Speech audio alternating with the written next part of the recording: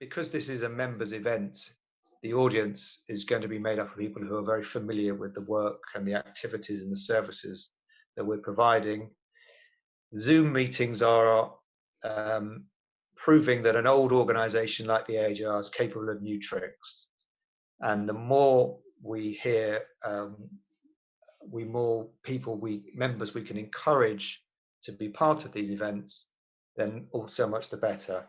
We actually have 110 participants today, which I think is the highest single number we've had for our embryonic Zoom meeting program. But we're always delighted to add more people. So if you hear of members or other former refugees and families who would be interested in being part of these conversations and being part of these events, or even could benefit from the services we provide, then please do let us know. Even more so at this challenging time. So without further ado, I'm going to hand over to Robin and Helen, who I think their microphones should be unmuted. Helen, yeah. You nodding. Hello, Helen. And Robin. Hello. Good afternoon. Robin, are you there? I am indeed, Michael. Hello. Wow, it worked. So I've achieved the first thing. It's very nice to see you both again. Thank you. And thank you so much for agreeing to speak and be part of this event, this special event. I heard on the radio this morning, and maybe others on Radio 4, listening to Stephen Frank, one of our members, talking so eloquently and so movingly about his recollections of VE Day. And of course, the other side of that is the people that you two are going to be speaking about. And without their efforts, we would never have got to, or we would have got to a VE Day, but much later. So it very much ties in with the background, the history of our members as well. So thank you very much. You've had enough from me. I'll hand over to you both. Thank you. Michael, thanks very much indeed. Good afternoon, everybody. It's a real pleasure to have been asked to do this. And it's always a pleasure to talk to Helen Fry, who is a good friend and was also a very good friend of both my late parents, about whom we'll be talking a little bit, because they were both refugees and they both served in the British Armed Forces during the Second World War. So their stories will be interwoven into our discussion this afternoon. Helen, nice to see you on my screen there. Pity we can't be together in the same room with more than 100 people, which is really wonderful. Helen, you wrote a book about this some years ago called The King's Most Loyal Enemy, Aliens. I have it at my side here to refer to if required. So can we start by you just sort of giving a general picture? How many refugees actually served in the British Armed Forces during the Second World War? Well, an extraordinary 10,000 men and women, German Jewish refugees primarily, although not exclusively, some were anti-Nazis, but primarily, and a lot of AJR members will resonate with this. Either they have family, fathers who were in the Pioneer Corps, uncles who were in the Pioneer Corps, husbands maybe. So yeah, 10,000, so that's 1 in 7 of the refugees that came to this country served in the British forces. It's an extraordinary number. A lot of them had arrived in Britain a matter of months, in some cases a matter of weeks before the war started. They weren't British citizens. They were in effect stateless once the war started. How come they were relatively quickly able to volunteer, sign up and fight with the British? Well, I interviewed several hundred of them actually, and most of them were AJR members. And one thing comes through very clearly, that very early on in the war, they wanted to enlist and to fight with the British.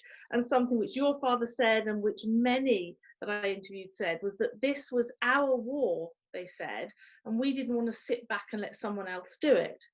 Well, the British government decided that yes, by December 39, and for many people it would be actually later, but December 39, they would admit so-called enemy aliens into the Pioneer Corps.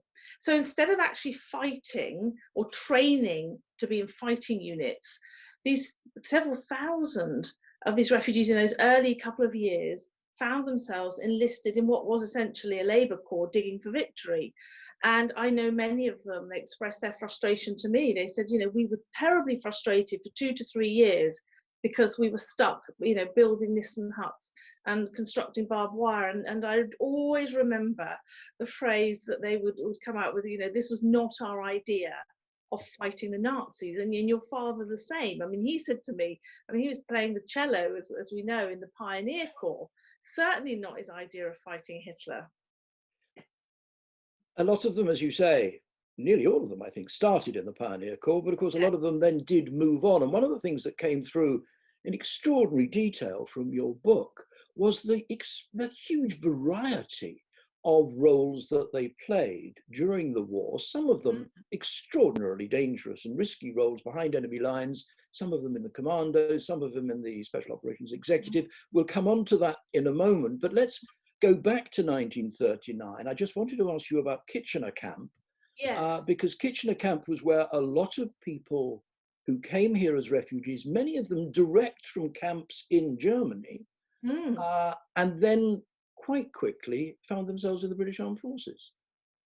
Yes, so Kitchener Camp on the south coast near Sandwich in Kent was actually a First World War camp, which the British government had given over to the Refugee Committee, and it was renovated, and it could house at any one time 3,500 refugees, and there were German, Austrian, and around 500 Czech refugees that went through Kitchener Camp, and they were there really as a sort of transit camp. But then after December 39, I mentioned just now, when they started to enroll in the Pioneer Corps, Kitchener Camp became the main training centre for Centre Number 3, as it was, of the Pioneer Corps, which was essentially the enemy aliens. So several thousand who enlisted in the early days actually were sent down to Kitchener Camp and trained there. This phrase, enemy aliens, I mean, it speaks volumes, doesn't it, about the ambiguity of the relationship between British authorities at that time and the German and Austrian refugees. Yes, the moment war was declared, they were classified as enemy aliens. Some of them, including my father, by mid-1940, found themselves interned, many of them on the Isle of Man, as my father was, behind barbed wire, because they were thought potentially to be dangerous. And then, within a matter, well, in my father's case, almost within the matter of weeks, he was able to volunteer and join the British Armed Forces. I mean, literally overnight, or from one minute to the next, going from being an enemy alien to being a member of His Majesty's Armed Forces. I mean, it's just extraordinary.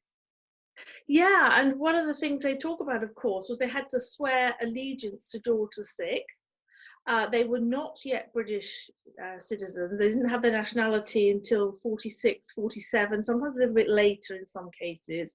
So they couldn't, what it did, I always found extraordinary, was that they could not be conscripted. You know, they all volunteered when they could have had a safe war. And so they swore allegiance to George VI and his successors, and they were given the King's shilling. And they were affectionately known as the King's most loyal enemy aliens. And one of the things I did want to pick up on, actually, I think is an important point, the confusion, of course, as to why they should ever have been interned when they were clearly anti-Nazis by default. The thinking also was the fact that Hitler, if he had invaded and parachuted, as he did in the Low Countries, fifth columnists in, you wouldn't be able to distinguish between the genuine refugees and Hitler's spies and sort of forces. So that's also a sort of angle that was relevant, but incredibly frustrating. I mean, Sigmund Freud's son and grandson were both interned by the British, and that caused a bit of a stir, you know, that anyone should think he was an enemy of the state. I know one of the things that my father used to talk about later on was his worry that if indeed Hitler had invaded the UK and all of the supposed enemy aliens were already behind barbed wire, Hitler would know exactly where to find them. And Absolutely. You know, it was not a good place to be. But I'm very lucky in that both my parents wrote their memoirs, and indeed my mother kept a diary during the war, which I have. So I've got quite a lot of good material. My mother, in fact, only half volunteered, because by 1943, I mean, she spent much of the early part of the war working as a dental nurse, and that was sort of regarded as a useful occupation in civilian life. But by 1943, she was in effect called up, and well, let me just read you what she says. Eventually I was called up, and that was it. They wanted me to work in a factory, but I'd always had a horror of factories because I was sure I wouldn't be able to stand the noise. So I went to the labour exchange and asked to join the forces. They tried to dissuade me by pointing out that the pay was much better for factory work, £5 a week, and because I was a foreigner, if I joined the army, I would be allowed only to do the cooking, or what were called general duties. And the other thing, which she doesn't say there, but which she does say in her diary, is that she was very jealous of a friend who had already joined the ATS, which was the sort of women's branch of the army, and she rather liked the uniform. So one of the things which I think is easy for us to forget when we look back, they were very young in 1939, 1940. My mum was 19, my dad was in his early 20s. Of course it was a war, and of course it was very frightening, and they knew that the stakes were extraordinarily high, but it was also a very exciting period to be a young person, and that comes through particularly from my mother's diary, which is full of, you know, dances and social engagements and the cinema and all kinds of things going on at the same time as the war.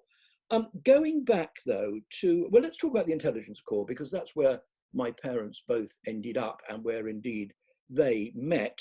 My father, as you say, started off in the Pioneer Corps playing the cello, which he always said was not his idea of how best to defeat Hitler. But he did, in 1943, join the Intelligence Corps and became a secret listener. Maybe you better describe what a secret listener was. Yes, so during the wartime, British intelligence realised that we could get intelligence, information on Hitler's secret plans, secret weapons, that kind of thing, anything actually, from air, navy, sea, by listening into the conversations of German prisoners of war. And for that, of course, they needed fluent German speakers. They needed someone who could understand the dialect. If your prisoner was from Hamburg or Berlin, and you had British-born secret listeners, they might not actually pick up the dialect. They also might not understand some of the technical language. And so well, thanks to your father, conducted a whole area of research, is still going, about this operation, which Michael mentioned at the very beginning, Trent Park, at the end of the Piccadilly line there at Cockfosters, and the two sites where your parents were in Buckinghamshire, Latimer House and Wilton Park. And the secret listeners were, by 1943, male German Jewish refugees. In fact, we're delighted that this afternoon our last surviving secret listener is listening in to us from Belgium. So hello to Eric Mark, bless him. And their contribution now, we are realising we might want to touch on a little bit later, the contribution to VE Day and to victory. So when I came to the story, your father was talking about how he was frustrated, and you probably remember him talking about this, how he was frustrated that he couldn't fight on the front line, and that's what he wanted to do. He wanted to fight with his comrades.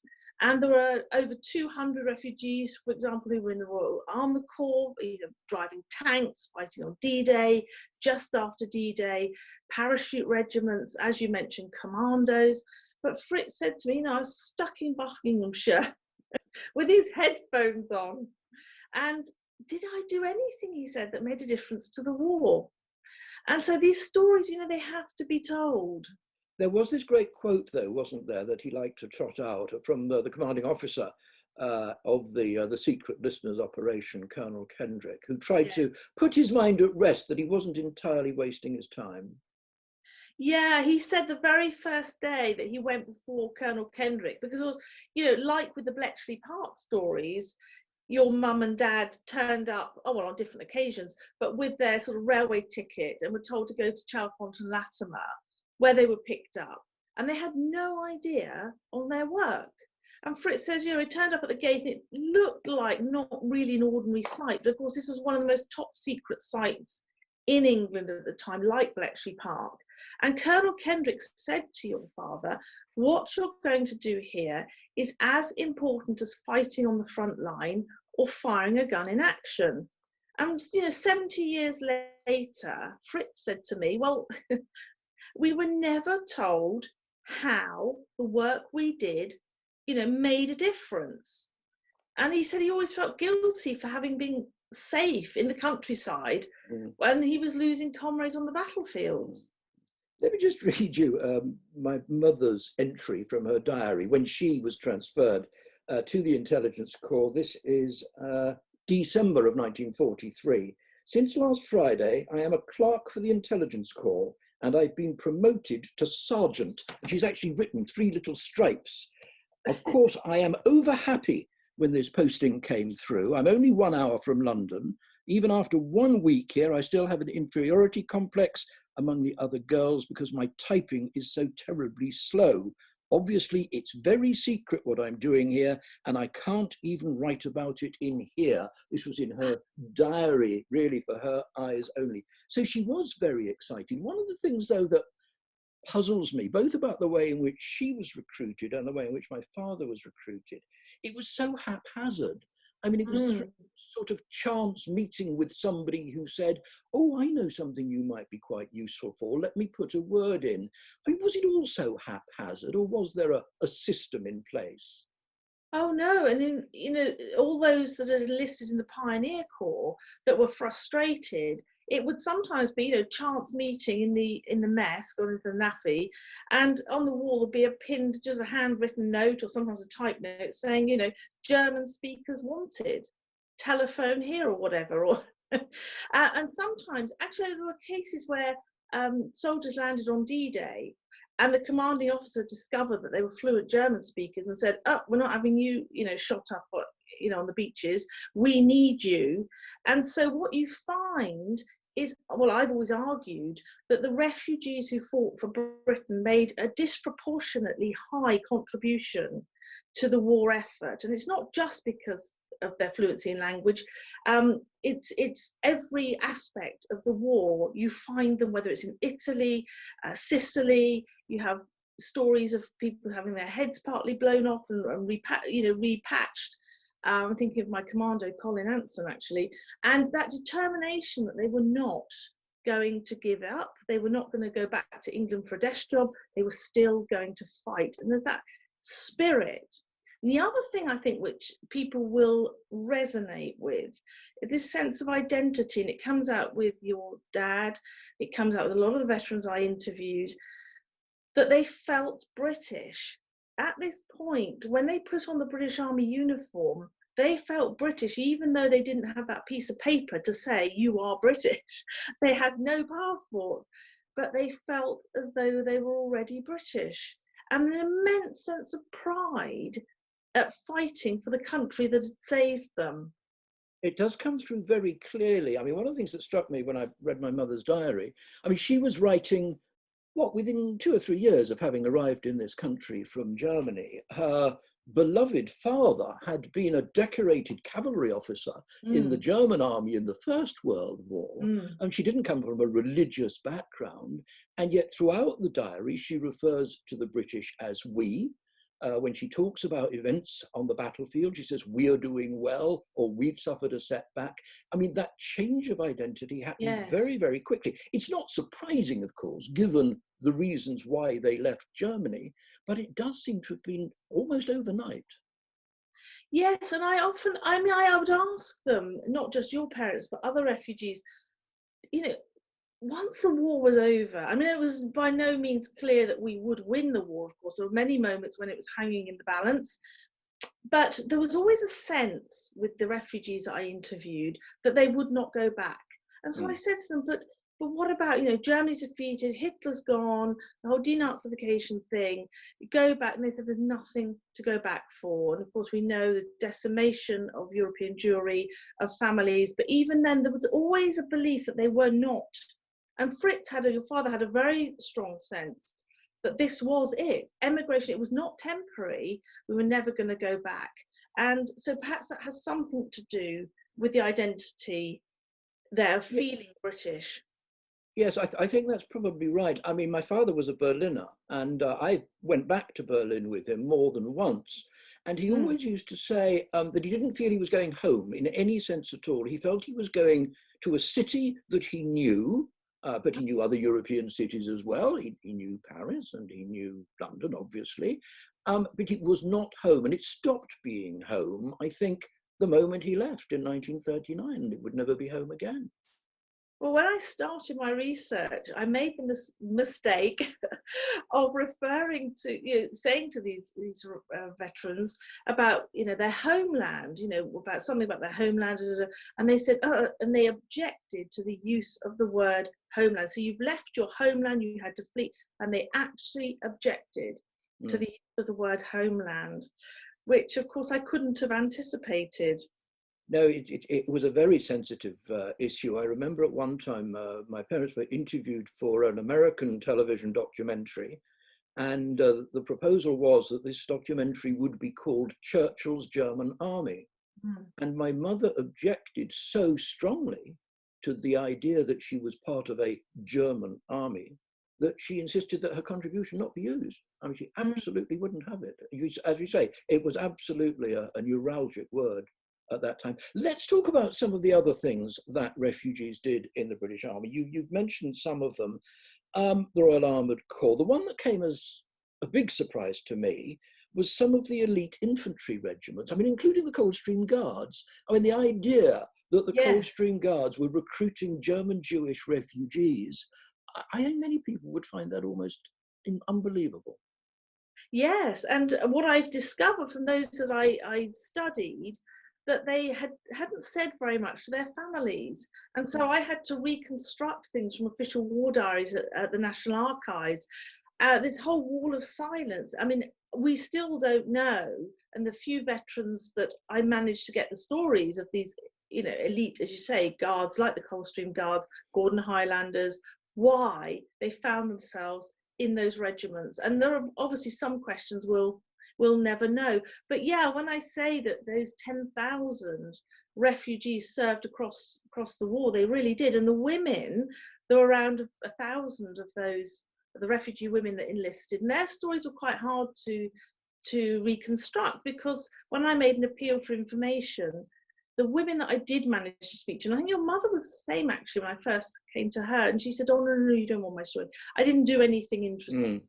Well, that's actually the phrase that tells you there's a whole book behind. And of course, people like your mother didn't see what they were doing as extraordinary. And I had another lady who worked in a propaganda centre for the British, issuing fake radio broadcasts to Nazi Germany. And it was actually in Buckinghamshire, not far from Bletchley Park. And, she said, "Oh, no, you don't want to hear my story." And I said, "Well, what did you do?" And we had a cup of tea and we chatted, and gradually she said, "Oh, I was doing," and then of course I was hooked. But I am fascinated and I was a bit perturbed that they thought their contribution wasn't significant, but it's a huge contribution. Did you pick up any sense that they were greeted with suspicion when they joined some of these regiments? I mean, we know that regiments are like families. And suddenly people arrive in this family who the day before yesterday were regarded as enemy aliens. They speak with a funny accent. They're Jewish. What was the reception? Well, from my own research, and there may be people listening who have other stories, but from what I understand, the German Jewish refugees were welcomed. There was no anti-Semitism in in the experiences of the ones that I had interviewed. But what they did say, and this came out when they were training in the Pioneer Corps, and like your father, many of them trained in Ilfracombe in North Devon, and the local fathers of the daughters, of course, the daughters used to walk up and down and look at these handsome men in uniform parading along Ilfracombe seafront. And the fathers would be furious because, I fought the B Germans in the First World War and I'm not having you going out with any German. So they did encounter sort of like an anti-German feeling, which went back to the First World War sort of sentiments within, you know, not even a generation, wasn't it? Rather than anti-Semitism. And I just want to quote one refugee, Willie Field, bless him. You know, he was within this circle. He was a tank driver for 11 months after D-Day. And he said, you know, we were like brothers. He was the only refugee in his tank, but he said we were like brothers. We ate together, slept together. And as you know, we know, and some listeners will remember, Willie was the sole survivor when his tank was hit in Holland. And it was devastating because it was like losing a brother, you know, his brothers. Let's talk about some of the people who did fight on the front lines, beyond enemy lines, mainly after D-Day, I think, wasn't it, that they went into action in that way. Let's talk about the commandos. I mean, to be a commando is a very risky thing to be at the best of times. To be a German or Austrian-born commando during the Second World War, doing extraordinarily dangerous things behind enemy lines. I mean, if you were captured, you had no chance, did you? No, if it was discovered that your original identity was that you were German or Austrian, and particularly Jewish, then there are cases, actually, a couple of refugees who served in the SAS units, captured in Mouzy in eastern France, and they were horrifically murdered. It was subject of war crime investigation, but the perpetrators were never brought to justice in that case. But no, absolutely, and the British Army insisted, well, or highly recommended, that the refugees that served in action should anglicise their names. And so therefore you get Klaus Ascher becoming Colin Anson, for example, Horst Pinshaver becoming Geoffrey Perry. And so I remember them saying, you know, we looked through the telephone directory. There were two surnames they were not allowed. Churchill, of course, and Montgomery. So, and they weren't allowed to have double-barreled aristocratic sounding surnames. I love that. It's the life and the colour, isn't it, of that time that you can only get actually from those eyewitness accounts. I mean, it's not surprising, I suppose, that they were welcomed into these units because their linguistic ability, their cultural understanding of, quote, the enemy, unquote, would have been second to none. I mean, they were extraordinarily useful to the British war effort. And in many cases, they were used as sort of reconnaissance, weren't they, to go ahead of the main force, just because they would be better able to suss out what was really going on. Oh, absolutely, and just shout orders. You know, if there's a deserted village in France and they're forward units, yeah, they would sort of creep forward and then, you know, shout and anyone, you know, surrender can come out. And of course, we then started taking thousands of German prisoners of war, and those German speakers were needed, and they then sort of dealt with prisoners of war, not only just, you know, marching them in line or whatever and sitting them in a field in rows, but also interrogating them for hot information that the British needed. Again, it's all about the interconnectedness and piecing this stuff together. So yeah, absolutely vital. And of course, when they entered Germany itself, they needed, many of them were sent back to the places they were born, because, I mean, from whatever was left after the bombing, but they could just move with ease in those cities.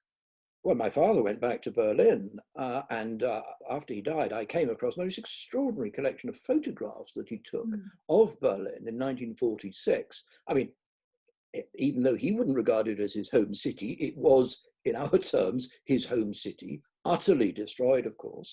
And he walked around in a British Army uniform, taking photographs of this shattered city, and in the meantime, trying to trace various members of his family with whom obviously he had lost touch. One thing I wanted to ask you, Helen, did you pick up at any point in your research a sense that there was a controversy in the British government or in the British armed forces about the use they were making of refugees? No, I haven't come across anything at all. Right. Nothing.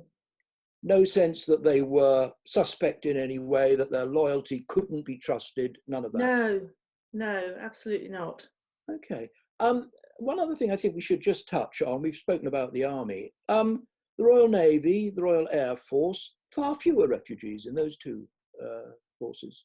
Yeah, they were sort of, we talk about elite, they were sort of very, well, stuff is not the right word, but traditional, I suppose.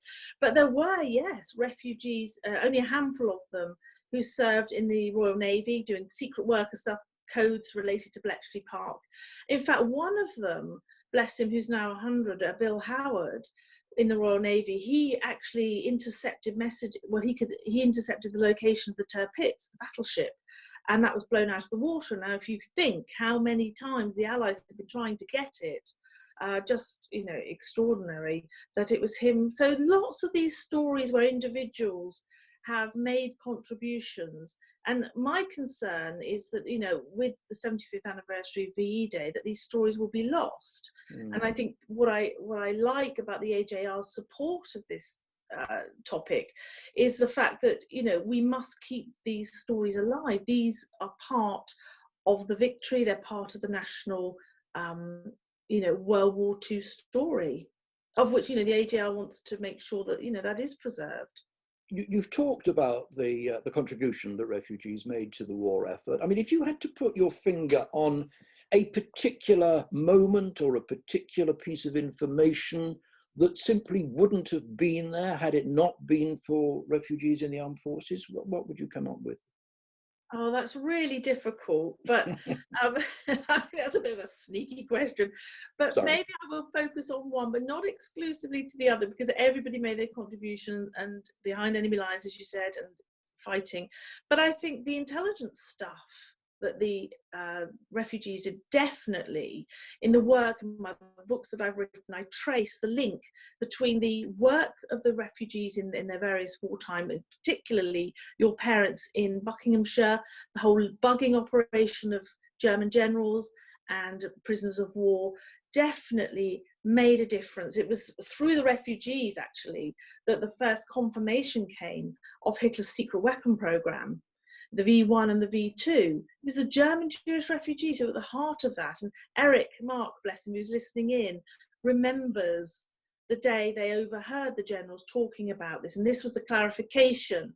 They'd heard a lot about it in the build-up in the years before, and agents behind enemy lines had talked about secret weapon, but it was the secret listeners, the German Jewish refugees, who crystallized that for the intelligence services. And actually it led to the bombing of Peenemünde in August 43. And I suppose if one goes beyond the UK and if one goes beyond the war in Europe, one just has to mention in passing the Manhattan Project, the US atom bomb, which probably wouldn't have been built without German Jewish refugees. And what we mustn't forget also as we come to VE Day, that, you know, the war was over. You know, Germany had gone to complete and total defeat, but the peace had yet to be won. And the German Jewish refugees had an enormous role, which their wartime role has barely been recognised.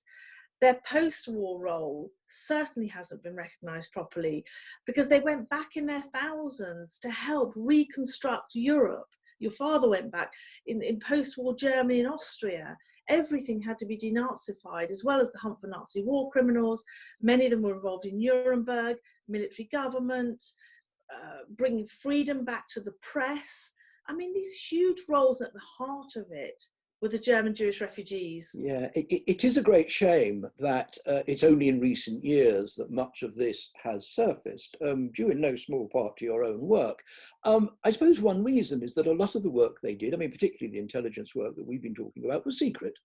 And they were absolutely under orders not to talk about it, not then, not ever. Now, with the passing of years, obviously that became less of an imperative, but nevertheless, for decades, nothing was said about this. And I know, because through you, I've met the children and grandchildren of many refugee veterans who never knew anything about what their relatives had done, because they simply never spoke about it. No, and what I discovered, it was really difficult to get the stories out of the veterans in the early days. No, you don't want to hear my story. So I would say, well, let's just have a cup of coffee. Can I tell me about Ilfracombe? Oh, yeah, I remember in the snow one day in our army uniform, we'd be sledging down. They were well away.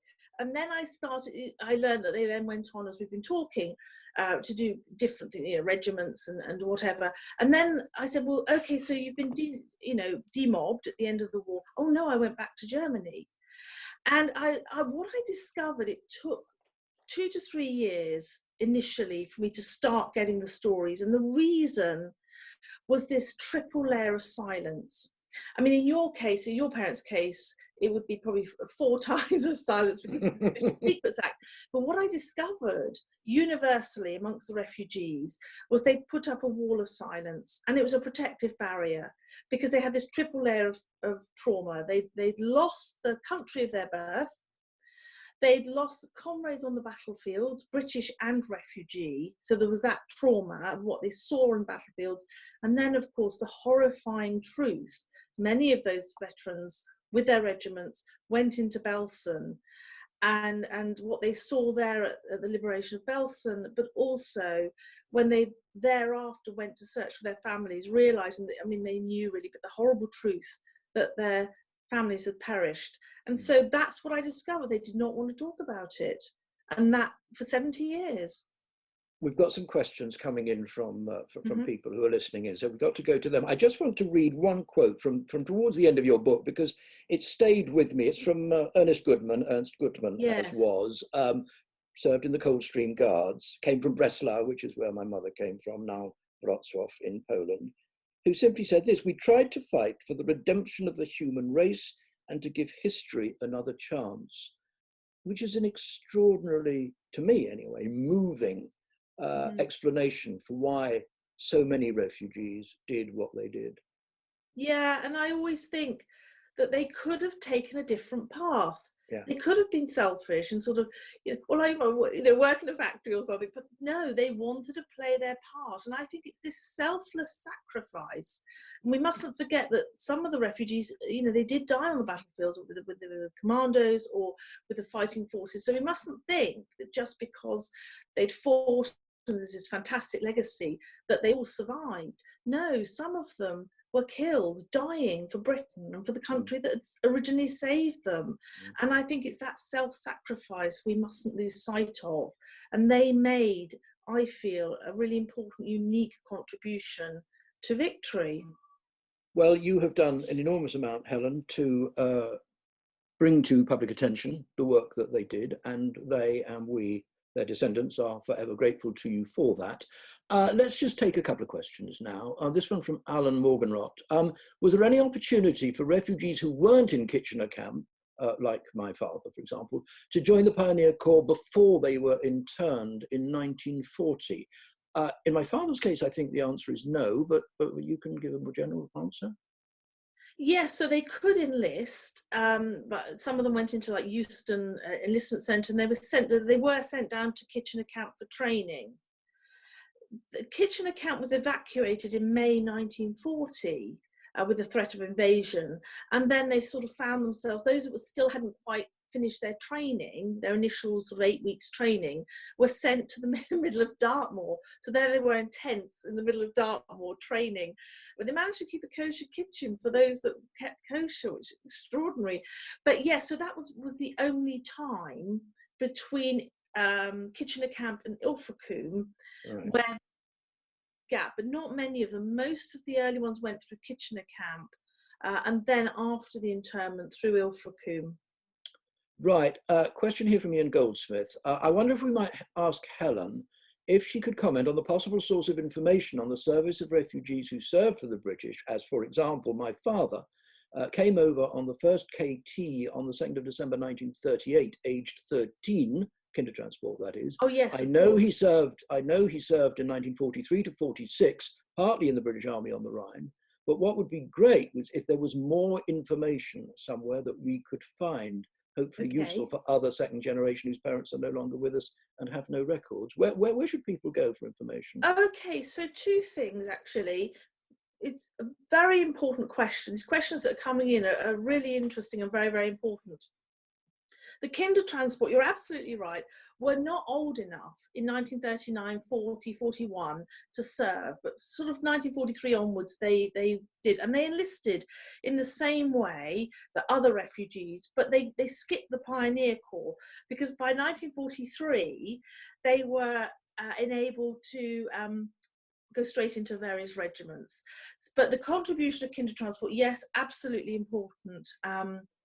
To recognise their legacy as well. And the second thing I would say, if you haven't got your parents' service record, then I really recommend it, because it might be quite basic. How do you get that, Helen? How do you go about getting that? So you apply online to the service that they were part of. So, for example, the majority were in some form of the British Army, whether it was intelligence or a regiment. And if you look online, always go through the .gov.uk, not through Ancestry, and it's the Glasgow Historical Disclosures. And if you download the PDF, or you can just write to them and request this. There is an admin fee, and you have to provide a copy of a death certificate, but you'll be surprised. In one case, the family got back, it was in Rudy Hertz actually, got back his original passport, and there's all sorts of stuff that the army has acquired. So you never know, and that will give you very detailed, hopefully, step by step of what, in this case, if one's father would have done. And then you can go to the official war diaries in the National Archives. But people are welcome to email me through my website if they want to know how to go a bit further. That's a very kind offer. I mentioned earlier that we sometimes forget how young the refugees were in 1939, 1940. And I was struck, just going back through my mum's diary earlier today, when she joined up in April of 1943. I mean, let me just read you this entry from her diary. 3rd of April, 1943, Saturday, 7:30 p.m. It's now over a week since I joined the ATS, and I am extremely happy.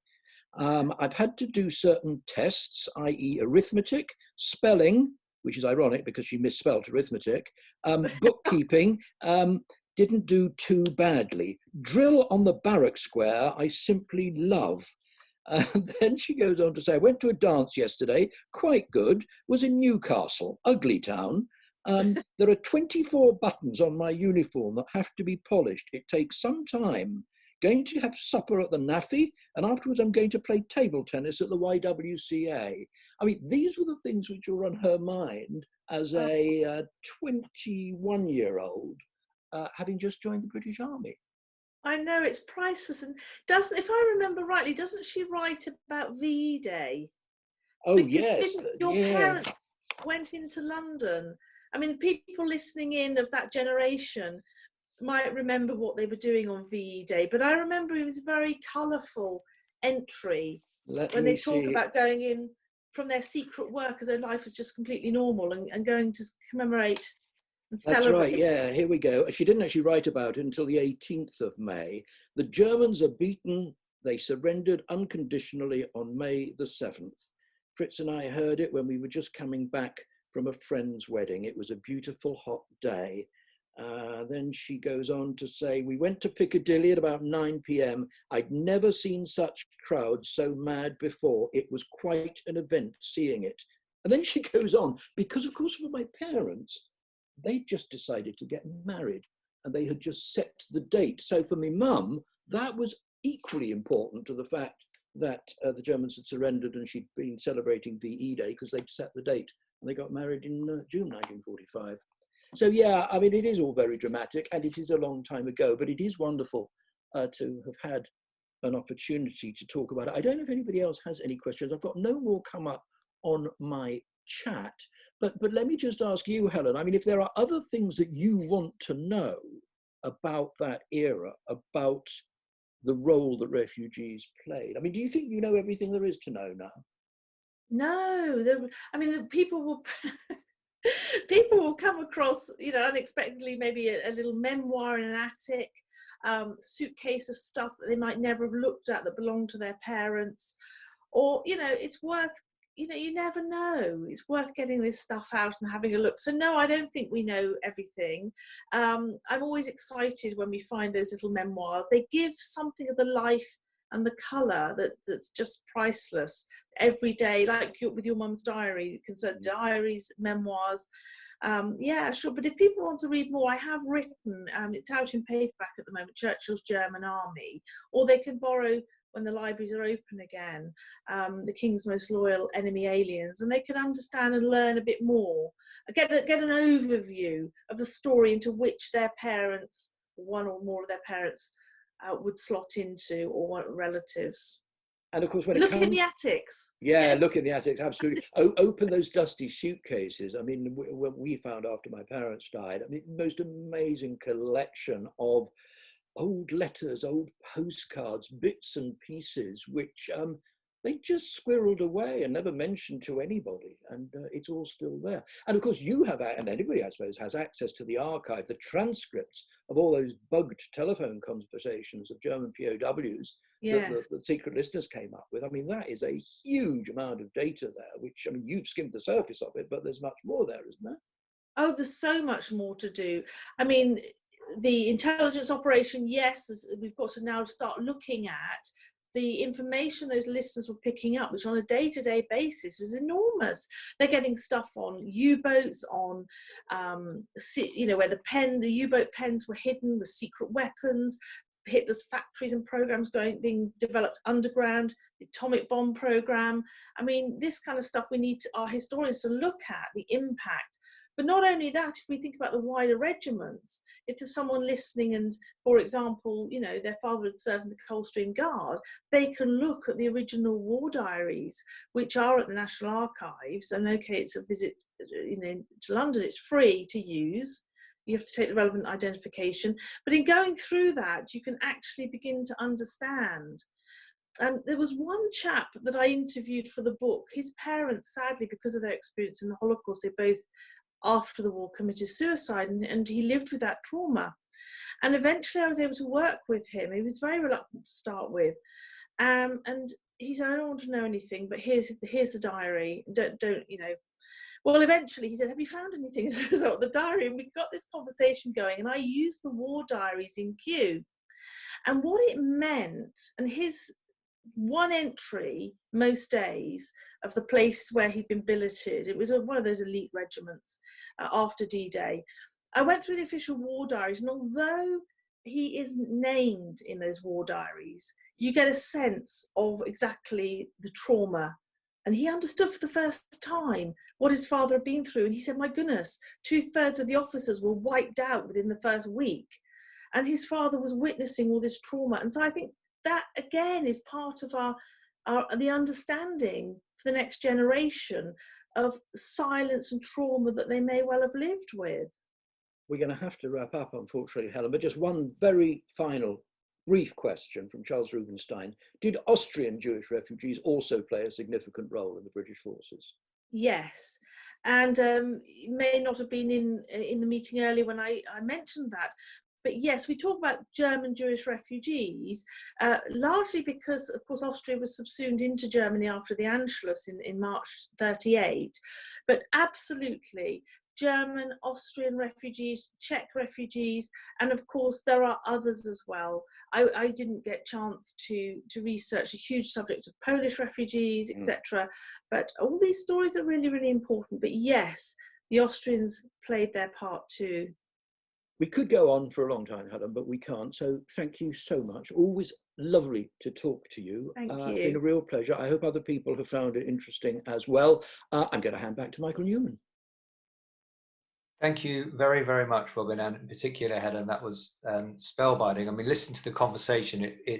You kind of get you could be reading a novel or some sort of fictional account, that there were actually these people who played such a pivotal role in helping to shorten the war, and you can only imagine the kind of conundrums that they were facing with the thoughts of their homeland and their new country and their new colleagues, their new comrades, all this together. There was one final question. I don't know whether you saw it as it came in as well, Robin. but it came from Fiona and Howard Brody about what made the government change their minds about allowing enemy aliens to serve. I don't know if you've got briefly time. It didn't come to me, Michael, apologies, but Helen? Yes, so it was really in 1942 that the British government woke up to the fact, probably a bit strong words, but no, woke up to the fact that we had native German speakers serving in the British Army, and that's when the government was planning those secret operations, the Special Operations Executive, where parachuted behind enemy lines. The commando units that you mentioned was known as 3 Troop or X Troop.